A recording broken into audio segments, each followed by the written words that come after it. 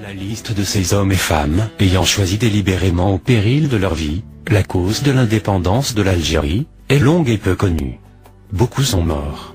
D'autres n'ont jamais quitté cette terre d'Algérie qu'ils ont tant aimée et idéalisée, convaincus d'avoir été utiles à une juste cause. Ils méritent qu'on lève le voile sur leur engagement, eux qui ont su vivre et mourir pour un idéal, avec simplicité et grandeur.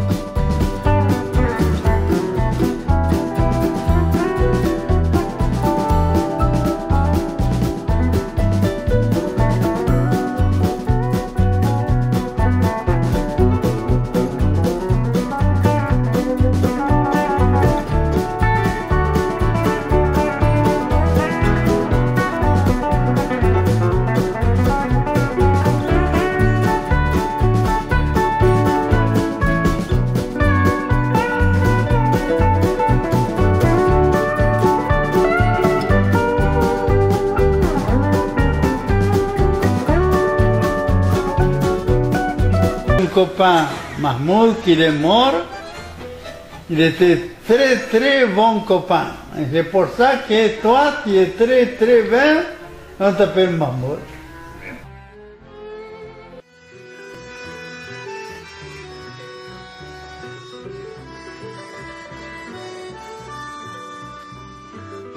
Roberto Muniz est né le 17 juillet 1923 à General Vilga dans la banlieue de Buenos Aires.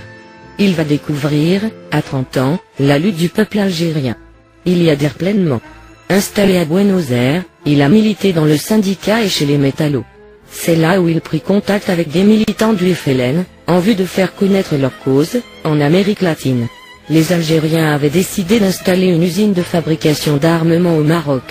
Ils lui ont proposé de venir. Au mois de novembre 1959, il atterrit pas loin de Rabat, à Souk El Arba, au Maroc.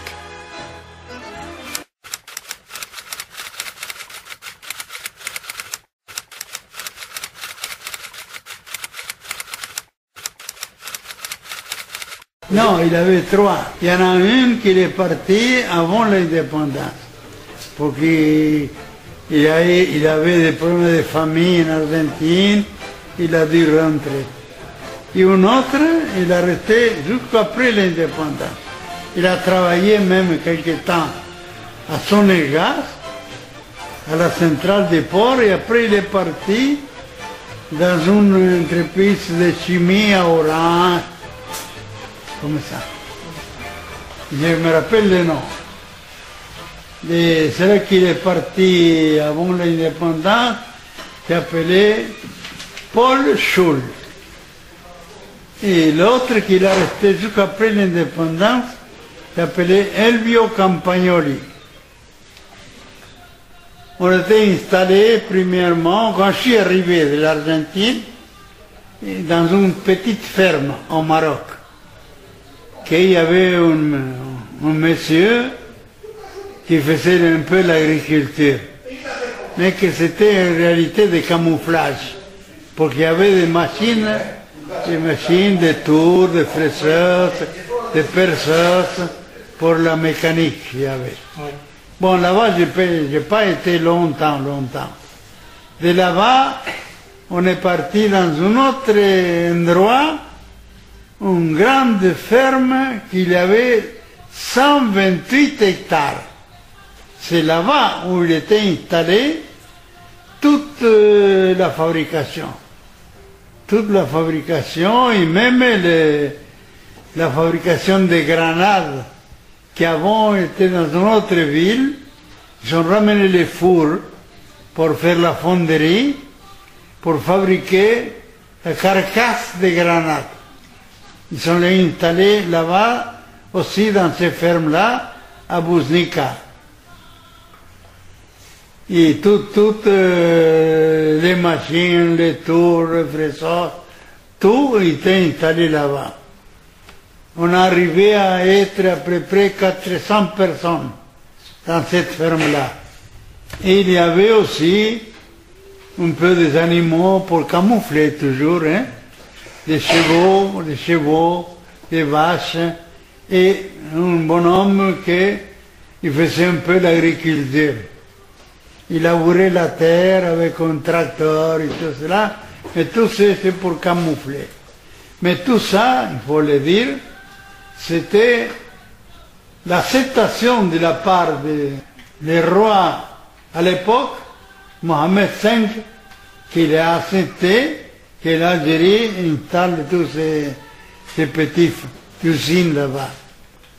Parce qu'après, en arrivant à avoir à peu près 400 personnes, la direction de la logistique, il a décidé de réduire le nombre de personnes. Alors, au lieu d'y avoir 400 ou presque 400 personnes dans un endroit, ils ont organisé 4 ou 5 endroits. Par exemple, l'ajustage, les presses, qui servaient justement à fabriquer des pièces dans un endroit. Les tours, les fresseurs, les machines qui servaient à fabriquer des pièces dans des machines, dans un autre endroit, dans une petite ville. Cette petite ville, je me rappelle encore son nom, Kenitra, il s'appelait Kenitra au Maroc. Bon, là-bas, c'était complètement clandestin. Et c'est là-bas où j'ai passé quelques temps, les premiers temps aussi. C'est là-bas que m'a mis Mahmoud.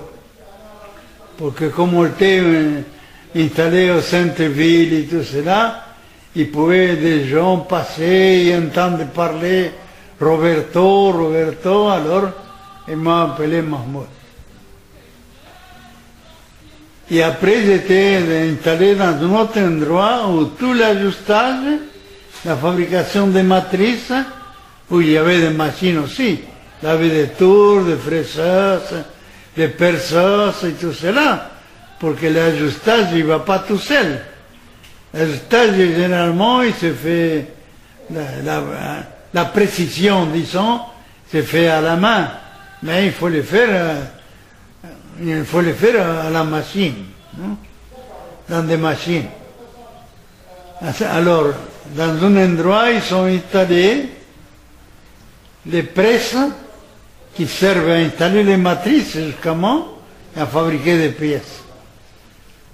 Avec des bandes de tôle métalliques qui coupaient dans une certaine dimension, longue qui passait sur les presses et fabriquaient des petites pièces.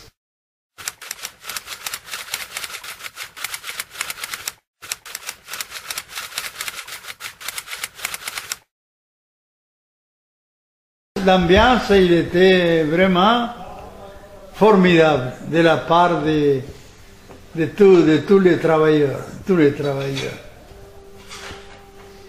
Et, très fraternel, avec beaucoup d'amitié, et nous traitaient vraiment très très bien.